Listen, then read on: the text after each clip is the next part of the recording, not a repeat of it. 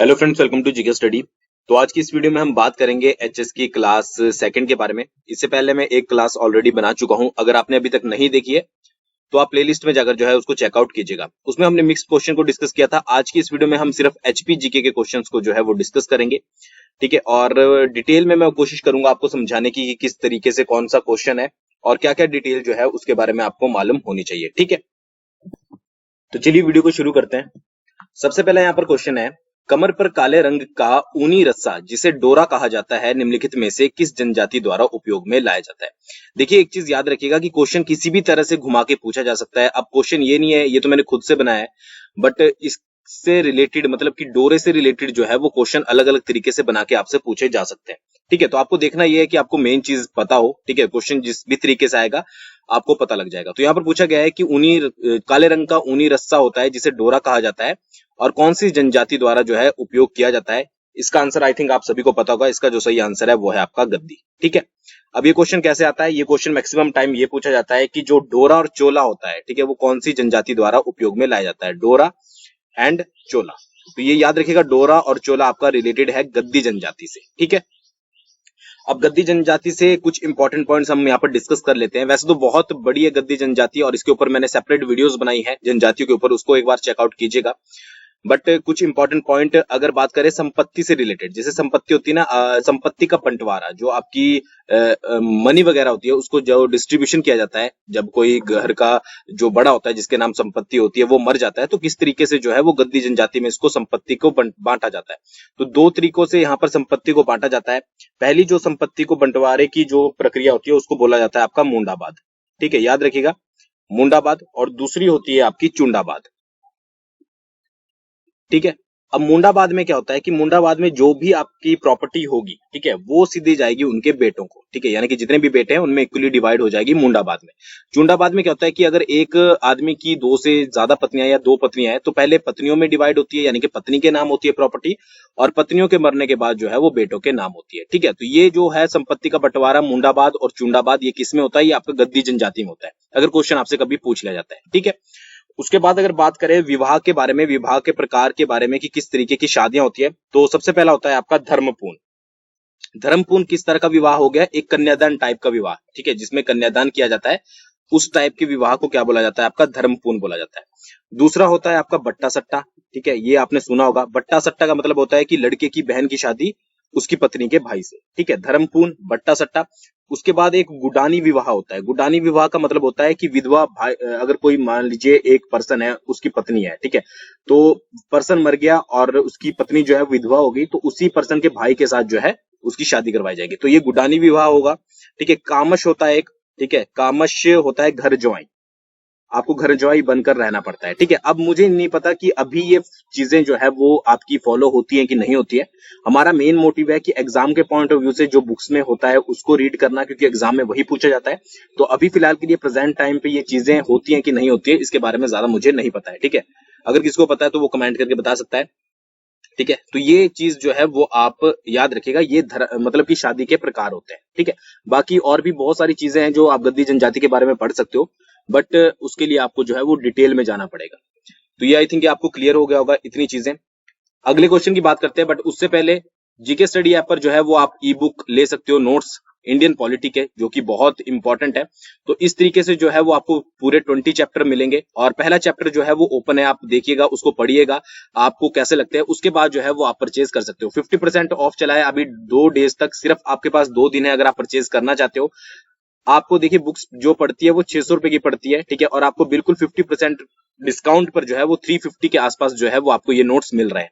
20 पूरे चैप्टर हैं, ठीक है, और आपकी जो इंडियन पॉलिटी की लक्ष्मीकांत होगी, प्लस आपकी एनसीईआरटी होगी, प्लस ऐसी इंफॉर्मेशन जो आपको इंडियन पॉलिटी में भी नहीं मिलेगी लक्ष्मीकांत बुक में, वो भी यहाँ पर ऐड की गई है, ठीक है। तो आप जाकर 2 दिन है आप परचेज कर सकते हो, ठीक है, या फिर आप डायरेक्टली फीडबैक जो सेक्शन है आपका जीके स्टडी ऐप में, वहां से जाकर हमें कांटेक्ट कर सकते हो, ठीक है, और हमको पे करके जो है वो डायरेक्टली ओपन करवा सकते हो, जैसा भी आपको सही लगे, अगर आपकी पेमेंट सिस्टम वगैरह नहीं चल रहा है।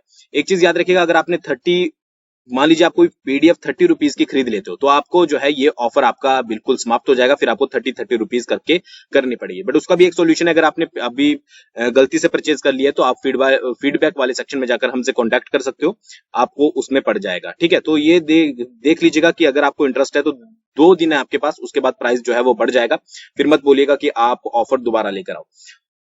बात करते हैं नेक्स्ट के बारे में।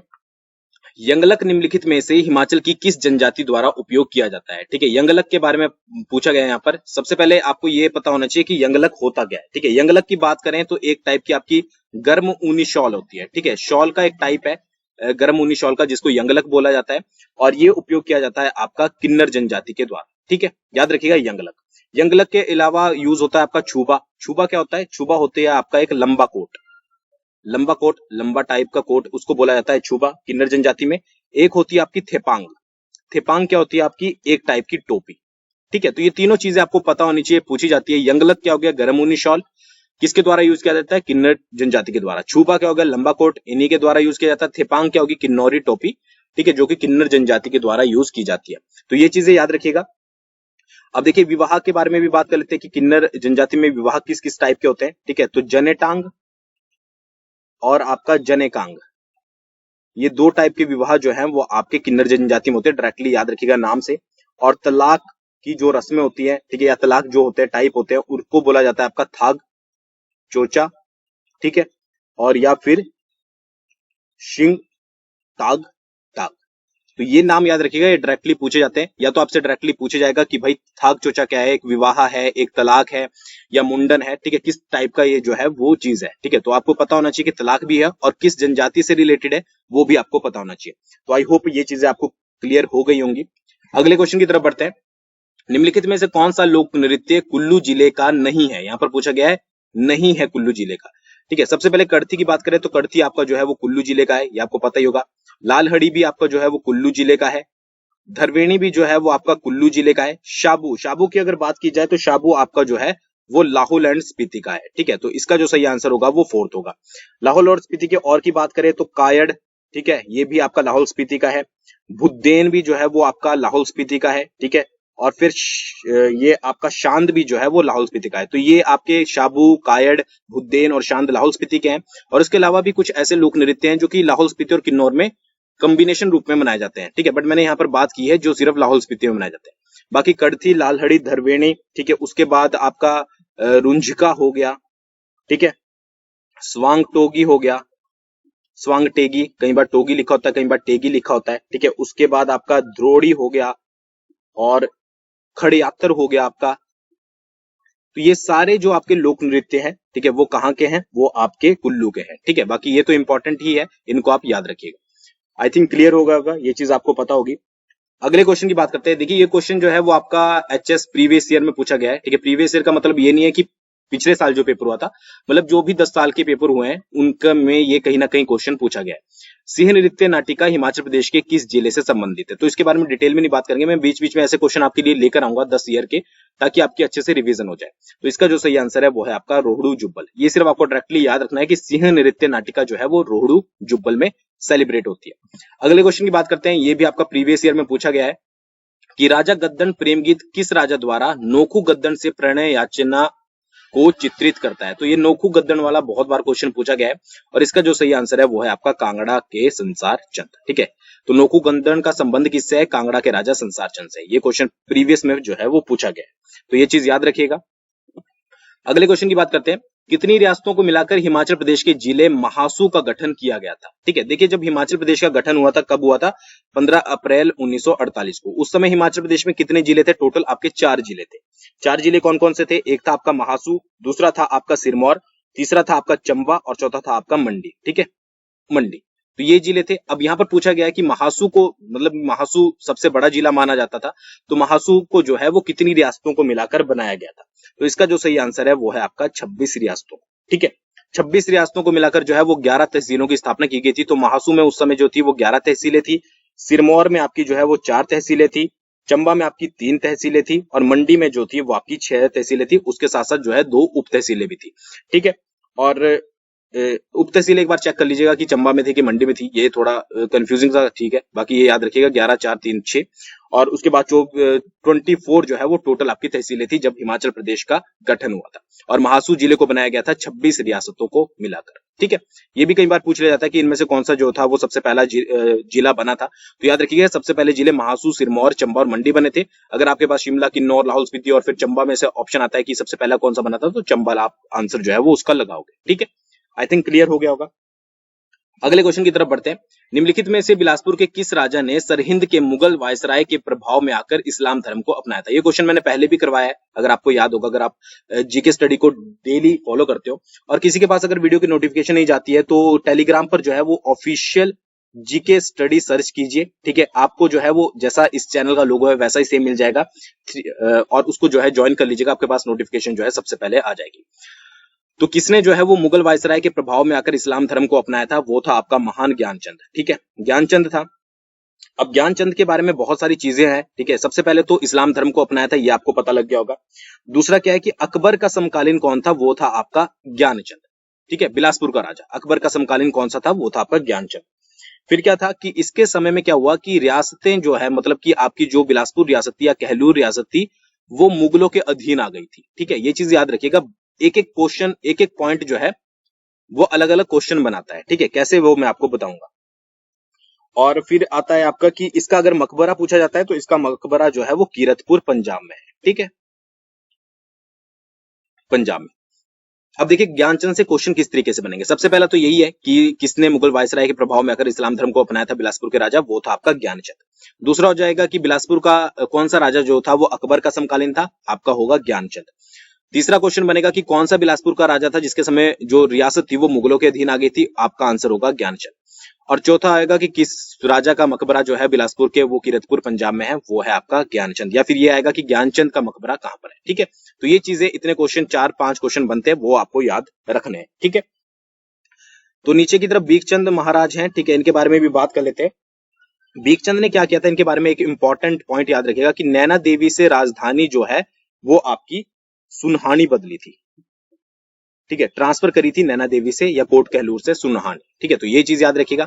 अब ये जो ऊपर की तरफ महाराजा हैं संपूर्ण चंद, इनके भी आप कारनामे सुनिए। तो इन्होंने क्या किया था कि अपने भाई रतन चंद को जो है वो मरवा दिया था। ठीक है, ये कई बार डायरेक्टली क्वेश्चन आता है कि किसने अपने भाई को जो है वो रतन चंद को मरवाया था, तो वो था संपूर्ण चंद। तो इन तीनों के बारे में आई थिंक, महान हस्तियों के बारे में आपको पता लग गया होगा, याद रखिएगा अच्छे से। और ज्ञानचंद को तो जो है वो आपको भूलना नहीं है। ठीक है, अगले क्वेश्चन की तरफ बढ़ते हैं। ग श्रेणी के राज्य बिलासपुर का विलय हिमाचल प्रदेश में कब हुआ था? अब ये प्रीवियस में पूछा गया है, इसलिए मैंने यहाँ भी इसको ऐड किया है। इसके बारे में तो आई थिंक आप सभी को पता ही होगा कि कब जो है वो ऐड किया गया था। ठीक है, तो वीडियो को रोककर जो है वो जरूर कमेंट करके बताइएगा। तो इसका जो सही आंसर है वो है आपका 1 जुलाई 1954। ठीक है, 1 जुलाई 1954 को जो है हिमाचल प्रदेश में बिलासपुर राज्य का विलय हुआ था, और ये जो है वो 5वां राज्य आई थिंक बना था। ठीक है, अगले क्वेश्चन की बात करते हैं। राजा गुलाब सिंह का सेनापति जोरावर सिंह, जिसने 1834-41 में लद्दाख और बाल्टिस्तान पर आक्रमण किया, किस रियासत से संबंधित था? ये भी आपका जो है वो एचएस प्रीवियस ईयर में पूछा गया है। तो इसका जो सही आंसर है वो है आपका बिलासपुर। ठीक है, बिलासपुर जो है आपकी रियासत से संबंधित था, सेनापति जोरावर सिंह। और उस समय कौन राजा था? वो था आपका राजा गुलाब सिंह। तो इसने क्या किया था? लद्दाख और बाल्टिस्तान पर आक्रमण किया था। ठीक है, याद रखिएगा। अगले क्वेश्चन की बात करते हैं।